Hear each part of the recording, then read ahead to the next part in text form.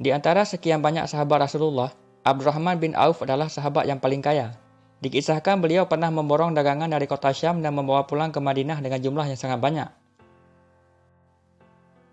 Siti Aisyah radhiyallahu anha menceritakan, Abdurrahman bin Auf seringkali membawa pulang 700 kontainer dagangan seperti barisan pawai yang tidak ada putusnya. Suatu ketika Rasulullah SAW berkata, Abdurrahman bin Auf akan masuk surga terakhir karena ia terlalu kaya, karena orang paling kaya akan dihisap paling lama.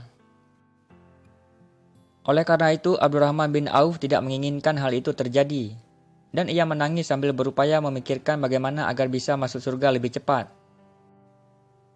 Abdurrahman bin Auf lahir dari ibu bernama Safiyah, sedangkan ayahnya bernama Auf bin Abdu Auf. Dengan kekayaan yang dimilikinya, dia justru sering menangis karena khawatir akan masuk surga paling terakhir.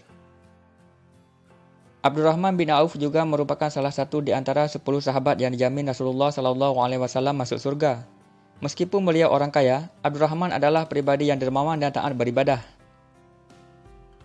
Abdurrahman bin Auf pernah menyedekahkan separuh hartanya pada zaman Nabi. Setelah itu, ia bersedekah lagi sebanyak 40.000 dinar yang harta bendanya itu diperoleh dari hasil berniaga. Abdurrahman berkata pada dirinya sendiri, "Aku tidak mau berlama-lama di yaumul hisab, hanya karena kekayaan yang aku miliki." Abdurrahman bahkan berdoa memohon kepada Allah Subhanahu wa taala untuk menjadikannya orang miskin. "Ya Allah, aku mohon miskinkanlah diriku dan masukkan aku ke dalam barisan orang-orang miskin bersama Rasulullah di hari akhirat nanti." Doa Abdurrahman bin Auf. Suatu hari salah satu kaum Ansar bernama Sa'ad yang terkenal dengan kekayaannya di Madinah menawarkan harta kepada Abdurrahman bin Auf. Akan tetapi penawaran itu ditolak, dan ia malah bertanya lokasi pasar yang ada di Madinah saat itu.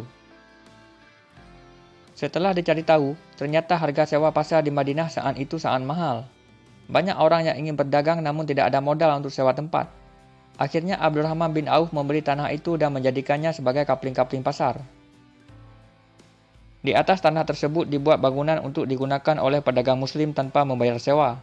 Abdurrahman bin Auf menerapkan sistem bagi hasil, sehingga tidak memberatkan dan mencekik para pedagang yang sedang merintis. Abdurrahman bin Auf pernah memberikan 200 uqiyah emas, satu uqiyah kurang lebih 31 gram, untuk memenuhi kebutuhan logistik selama perang Tabuk. Begitupun saat perang Badar, dia memberikan santunan 400 dinar kepada masing-masing pejuang. Abdurrahman bin Auf juga menyumbangkan 40.000 dinar, 500 ekor kuda, dan 1.500 unta untuk para pejuang. Suatu hari setelah perang Tabuk, kurma yang ditinggalkan para sahabat di Madinah menjadi busuk, sehingga harga jualnya menjadi turun. Mendengar hal tersebut, Abdurrahman bin Auf langsung membeli semua kurma busuk milik para sahabat dengan harga kurma yang bagus.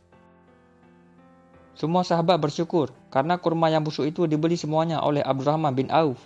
Para sahabat gembira karena kurma mereka bisa terjual. Begitupun dengan Abdurrahman bin Auf sangat senang dan ia berharap akan menjadi miskin. Beberapa hari kemudian ada seorang utusan dari Yaman. Dia memberitahukan bahwa di negerinya sedang terjadi wabah penyakit menular, sehingga Raja Yaman mengutus dirinya untuk mencari kurma busuk. Menurutnya kurma busuk bisa menyembuhkan penyakit menular itu. Akhirnya utusan Raja Yaman tersebut membeli semua kurma busuk milik Abdurrahman bin Auf dengan harga 10 kali lipat dari harga kurma biasa. Di saat Abdurrahman bin Auf merelakan semua hartanya agar ia bisa jatuh miskin, di saat itu pula Allah memberikan harta yang berkali-kali lipat untuknya. Ketika menjelang wafat, Abdurrahman bin Auf menangis.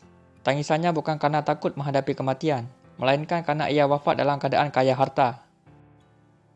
Setelah mengabdikan seluruh hidupnya untuk agama Islam melalui tenaga dan hartanya, Abdurrahman bin Auf wafat pada 31 Hijriah atau 652 Masehi saat usia beliau menginjak 72 tahun.